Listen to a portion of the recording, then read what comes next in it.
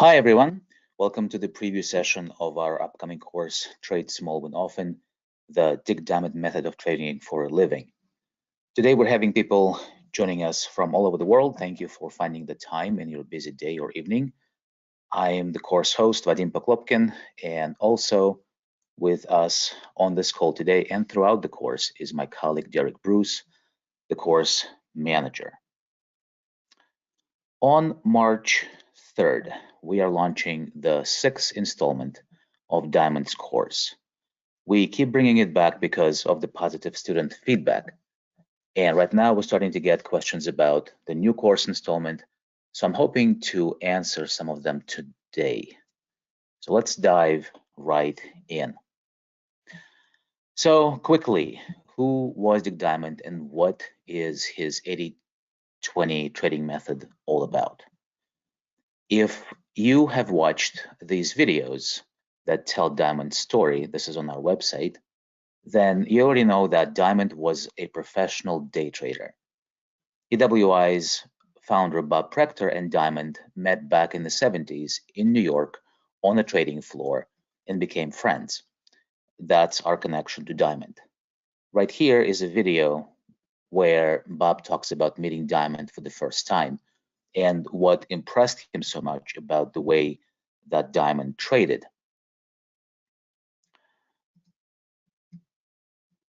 Diamond began trading during the 1960s bull market. He had some early success, but when the bull market had ended, he lost most of his capital. At that point, he completely changed his trading approach, and over the many years that followed, developed a personal trading philosophy based on a set of fairly common market indicators and many strict rules, the philosophy that he eventually called the 80-20 method. He called it that because he said it gave him about an 80% chance of winning on each trade. When Diamond passed away in 2015, we decided to keep his legacy going, and our course teaches the 80-20 method in full detail. Of course, it's still Diamond's method. It's not my method or my former colleague, head of education, Wayne Gorman's method. His videos comprise module 3 of the course. It is and always will be Diamond's approach. And the first thing to know about it is that it's not just a bag of market indicators. The backbone of the method are not the indicators. It's a change in mindset, a disruption of how most people view and trade the markets. Let me show you what I mean. At its core, Diamond's method is simple. That's one of its many advantages. To make his trading decisions, Diamond did not watch the news or earnings or perform lengthy calculations like some options traders do or count Elliott waves. None of that. All he did was look at one of his indicator templates, like this one that you see right now on your screen, and he would wait for the indicators to line up in the same direction. Then he would jump in, get a point or two if the market went in his direction, which of course wasn't always the case, and then he would quickly close the trade. He wasn't trying to get a lot of points. That's part of the method. For Diamond, the key was to get in and out of the market quickly while the indicators were still lined up in his favor to minimize his time in the market and thus reduce the risk. All students of the course get a free 90-day trial of the market data platform we use in-house called Trade Navigator. This is it right here. The Trade Navigator team pre-programmed 6 of Diamond's indicator templates. So the students of the course don't need to program anything themselves. The market you see here right now is S&P E-mini futures, Diamond's favorite market. This is live real market data. This is a 2-minute chart. That's Diamond's favorite time frame. We are saving the names and the settings of the indicators for the students of the course, but you can see that it's fairly simple. There is a set of indicators at the top of the screen overlaid on the price, plus another indicator at the bottom of the chart. These are momentum indicators, most of them common ones, something that is available on most trading platforms. And besides this template, you also have 5 other templates with similar set of indicators. And Diamond would use sometimes all of them, sometimes just 1 or 2 templates. We'll get into more detail in the course. But again, the core of the 80-20 method are not so much the indicator as it is patience, the patience to wait for the perfect setup, and discipline, the discipline to stick to the rules of the method. Diamond used to say about himself that he was like a cat in the bushes, sitting and waiting until the indicators positioned themselves just right to indicate an 80-20 setup. 2 or 3 trades per day, that was all that he looked for. When he saw an 80-20, he would jump in, quickly add his stop loss, a very tight stop. In the course, we show virtual trades with stops as small as 2 points. And then just as quickly, he would close the trade. And if the market didn't immediately go in his direction, he would close the trade at break even or at a small loss without waiting for his stop loss to be triggered. Then he would wait for another setup. Most of his trades lasted only a few minutes, sometimes only seconds. He never tried to catch every tick. In fact, he warned students over and over again against being greedy, and he specifically told them to leave money on the table. In his words, he said, "Go ahead and sell too soon. Guys who sell too soon constantly make a terrific living. Sell into the heat." See, most traders do the opposite. They try to stay in the market as long as possible. Also, before they even get in, most traders have a price target for their exit. Diamond didn't have price targets. He simply said, sell into the heat. By jumping in and out of the trades quickly, he lessened the risk of the market moving against him. This is one of the risk management aspects of the 80-20 method. Diamond absolutely hated risk and tried to minimize it at every turn. Some days he wouldn't trade at all, maybe on an emotional day like today, for example, when there's a lot of news and volatility. And he also told students that leaving a potential trade alone is always a good idea because your capital is still intact. Again, most traders do the opposite. They rush into a trade because they're afraid to miss out. Diamond never chased against every potential trade, especially if something didn't feel right. He knew that trading opportunities are like buses. If you miss one, here comes another one. So 98% of the time, he was not in the market. And on those few moments when he was, he would jump in and out very fast. And he never kept a position overnight, again, to minimize risk to his capital. So you can see already that the way Diamond approached the market was very different than how most traders do it. That's what the upcoming course is about, to show students the 80-20 method in detail, to answer questions, and to help students understand how Diamond was able to make his living in the markets for several decades when many traders don't last even a year. I hope that this quick overview answered some of your questions, and if not, please use the chat box on the right side of your screen to send in your question. And if we don't get to it during the webinar, we'll email you a reply later. In the meantime, let me answer some of the frequently asked questions.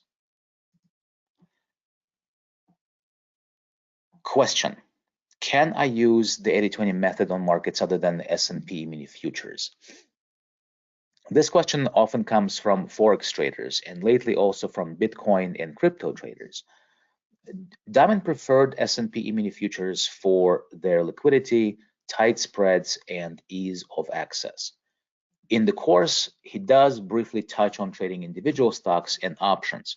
However, the bulk of the course material, his lessons, past market examples, as well as Wayne Gorman's and my virtual trade videos, all those focus specifically on S&P mini futures.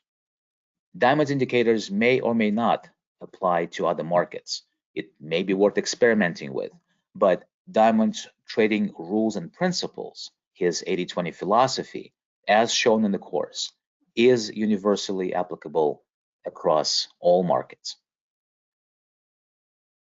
Question: how did Diamond get away with his unusually tight stops? Yes, as I mentioned in the course, we show virtual trades with stops as small as 2 points. You know, when we first were putting this course together 4 or 5 years ago, Bob Proctor told me that when he first met Diamond in 1979, I think, he also couldn't believe how tight his stops were. What allowed Diamond to have tight stops was the fact that he was extremely selective with his trades. Instead of opening and closing 30 or 40 or 50 trades a day, like many day traders do, he sat and he waited only for those 2 or 3 trades per day that gave him that 80% chance of winning, and only then did he act. And not every trade worked out, of course, but for Diamond, being super selective and patient also meant the benefit of having very tight risk control. Question: how long before I can confidently trade using Diamond's method? That depends on the person. There's an old saying, a minute to learn, a lifetime to master. The markets are always challenging. Every day they do something surprising, something different, and we cannot count on today being like yesterday. If you think of Diamond's course as a driver's education class, for example, ask yourself, how long after you got your driver's license before you could call yourself a good driver? For some people, it might take a few weeks or a few months. For others, it might take years. For some, never. The only way to know which group we might fall into is to get behind the wheel, so to speak. Question: what's the minimum amount of capital needed to trade for a living? That depends on how a person defines a living. It depends on where you live, for example. The answer probably starts by understanding capital margin requirements for S&P futures. It's a good question to ask a broker. How much capital is needed to day trade E-minis? It's also a question of how many S&P contracts someone trades at one time. Diamond traded anywhere between 1 and 10 S&P E-minis at a time. He called 10 contracts his core position, the maximum number of contracts that allowed him to keep his emotions in check. Diamond told students to develop a core position of their own, smaller or larger than his. He left that up to the student. So how much capital a person might need to trade for a living depends on these and other individual factors. Keep in mind, though, that one benefit of the method is that Diamond went home flat at the end of each day. He never kept a position overnight. And that also impacts the trading capital aspect because the margin requirement for day trading is much lower than for overnight futures positions. Question: is it only applicable to day trading? Can it be applied to short or intermediate trading? Diamond was a day trader. He was not a swing trader. He was not a position trader. He was a day trader. He watched S&P E-minis intraday between 9:30 a.m. and 4 p.m. Eastern US time. That's during Wall Street's daytime trading hours. He did say that his indicators worked on time frames longer than 2 minutes, but he himself didn't go beyond that because he knew from years of experience that longer trades mean more risk, and more risk means more stress and more anxiety. And he tried to reduce his stress, reduce his anxiety while he was trading, not add to it. Diamond knew that stress leads to losing control over one's emotions, what he called emotional discipline, and that leads to expensive market mistakes. Markets are always full of uncertainty, but with short-term trades, he reduced that uncertainty down to a minimum. For Diamond, the safest trade way to trade was quickly in and quickly out. He told students, grab a piece of the pie and come back for more. So you see, for Diamond, his patient, disciplined, and risk-focused 80-20 method was more than just a trading approach. It was a lifestyle. For many traders out there, trading is a white-knuckle roller coaster ride. And for some traders, that's where the fun is. Not for Diamond. For him, trading was a job, a nine to five. He figured out a way how to work only a few hours a day, how to never bring work home, how to sleep well at night, and still, quote unquote, make a good living, as he says in the course.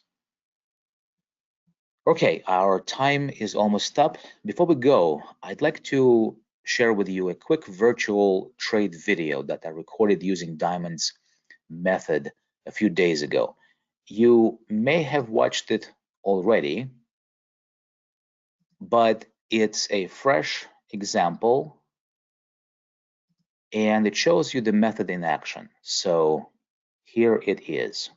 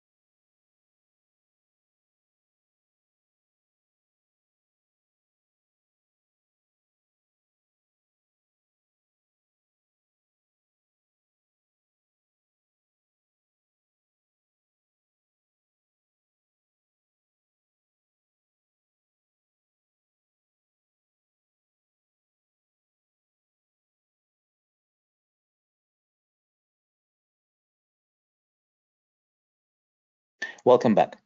As we wrap up today's webinar, let's recap.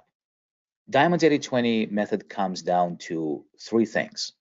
First, over his 48-year career as a day trader, Diamond developed a set of market indicators that showed him when an 80-20 setup was likely. Second, he waited patiently for that 80-20 signal. And third, he had the discipline to stick to his own rules. That's what made the 80-20 method viable. It's simple, and it helps a trader maintain a high degree of control over each trade. The hardest aspect of the method is having enough discipline to stick to the rules and having enough patience to wait for only the right setups. The 80-20 method is not the holy grail of trading. Nothing is. But when we set out to offer this course, we wanted it to be more than just another trading system, because for Diamond himself, it was more than that. It was a lifestyle, as I mentioned earlier. He tried to reduce his risk and worries when he traded, and that helped him stay relaxed when he wasn't working. Well, our time is up. I hope you found today's webinar informative. During the course, we'll have 7 similar live review sessions, 1 hour long each.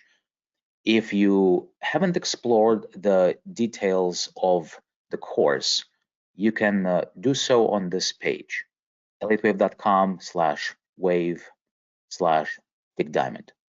Thank you for joining us today. Have a great rest of the day or evening, and happy trading.